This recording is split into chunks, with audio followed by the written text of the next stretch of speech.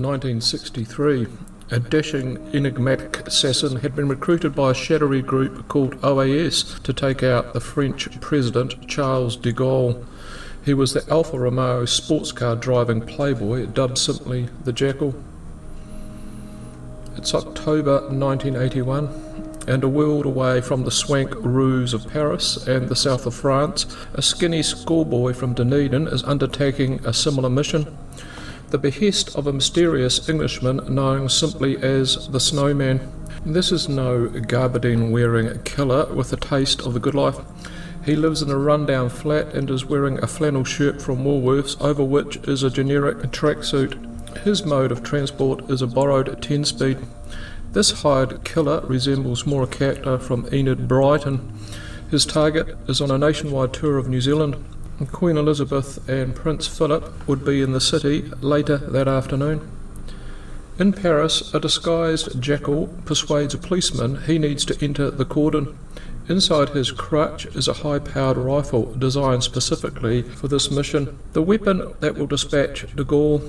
Entering the building, he goes upstairs to an upper apartment he accesses via skeleton key, assembles the rifle. It is now a waiting game for the Liberation Day parade to pass his window. In Dunedin, the Kiwi teen has disguised his weapon, a stolen .22 rifle and a pair of old jeans, climbed 5 sets of stairs inside the Adams building and conceals himself inside a toilet cubicle, awaiting the Queen's motorcade to park outside. Just as her itinerary in the paper indicates. The crowd has already begun to form. President Charles de Gaulle is literally in the crosshairs of the Jackal's gun. Calmly he pulls the trigger at the very moment the President bends down. It misses. He reloads, and just as he's about to take a second crack, 2 police burst in, one armed with a machine gun. That meant a rather large job for the impeccably dressed villain's dry cleaners.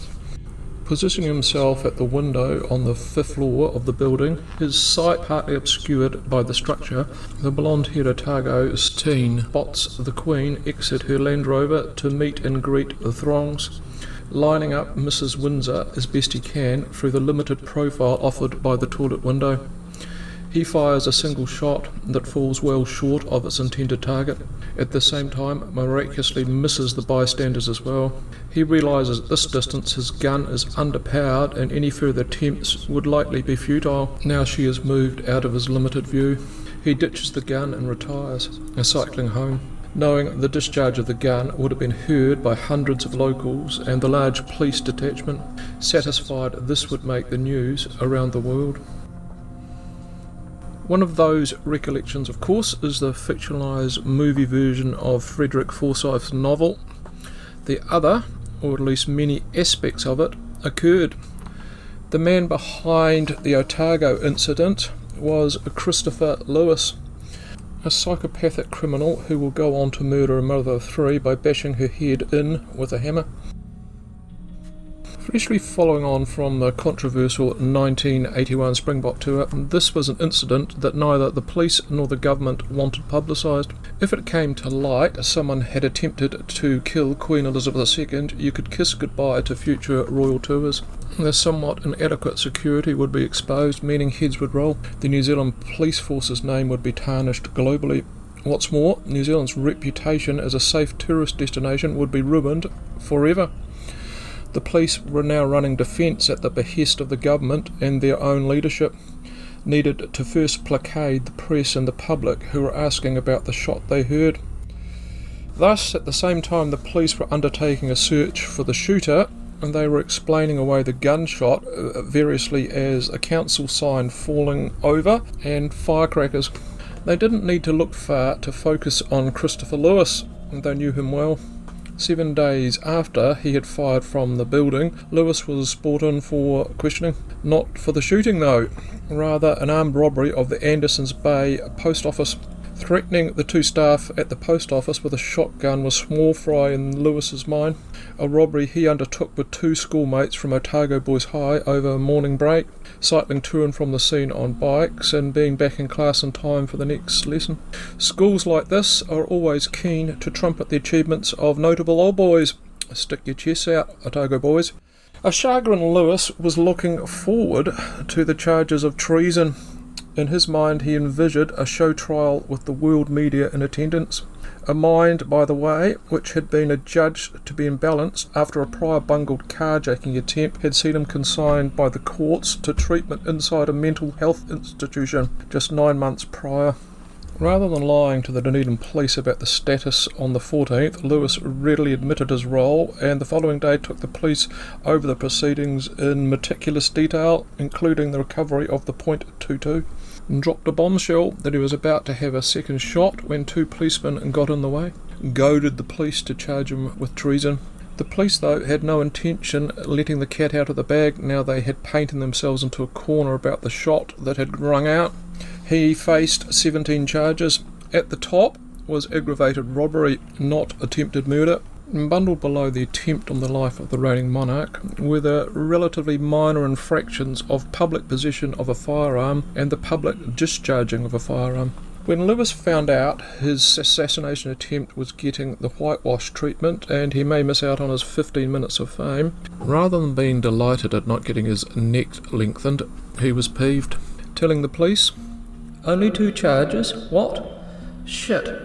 Had the bullet hit her, would that be treason?" At the age of 17, Lewis was sentenced in November 1981 and served 3 years, the last one being in a psychiatric ward. Plenty of time behind bars to ruminate on how to bump off a royal, and as chances would have it, in April of 1983, the world's best-known couple would be just 25 kilometres from where he was housed. Either or would do. An attempt to escape prison by Lewis to more than just shake hands was thwarted by authorities.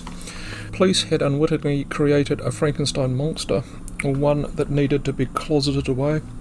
This was an individual that modelled himself on Charles Manson, stuck pins into kittens and ripped the heads off birds just for the hell of it, tried to strangle a younger neighbour with a belt when aged 11 and stabbed a boy in the head with scissors at 12.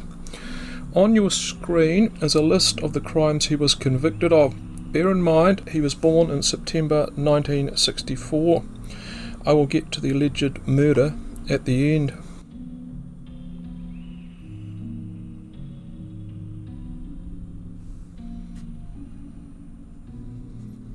This was a person with enough nous to escape a police manhunt when, after 4 robberies on the west coast in 1987, he escaped through the police cordon, clinging to the underside of the bus, all using his newfound abilities as a ninja. These powers ultimately didn't stop him getting caught and doing another stretch, and police baton 10, ninjutsu training nil. He was paroled in 1995 after telling the appraisal board he was now a Buddhist. The poster boy for not giving an F about anyone else was now on the road to enlightenment, apparently. Lewis was back in public circulation, living in Auckland. This timing was a pressing issue for both the police and the state security apparatus. The Queen was due back in town for the Commonwealth Heads of Government meeting in 2 months. Lewis had never given up his desire to write his name into infamy alongside Lee Harvey Oswald and Mark Chapman. He was a certifiable psychopath. With no actual laws to lock anyone up before the execution of a crime, the police decided to distract his attention from the meeting, putting him up at a resort on the Great Barrier Island for the whole duration. After that, he started his own martial arts club in Auckland, and he was back in the news shortly after for all the wrong reasons. Up for murdering Auckland housewife and mother of 3, Tania Furlan, in March of 97. A bungled crime that involved kidnapping one of her daughters for ransom. Mr. Furlan owned a supermarket. At least those were the allegations, and why Christopher John Lewis now found himself back in prison awaiting trial in September of that year. That trial would never occur. Lewis committed suicide inside Mount Eden prison, electrocuting himself by jerry-rigging wires from a junction box. Must have been very painful. Good. The date was the 23rd of September 1993, and he was 33 years old. That, my friends, is the end of this one. If you want to spend another 10 minutes on a Kiwi loser, another candidate for a treason case, boy, have I got the video for you. I'm talking you.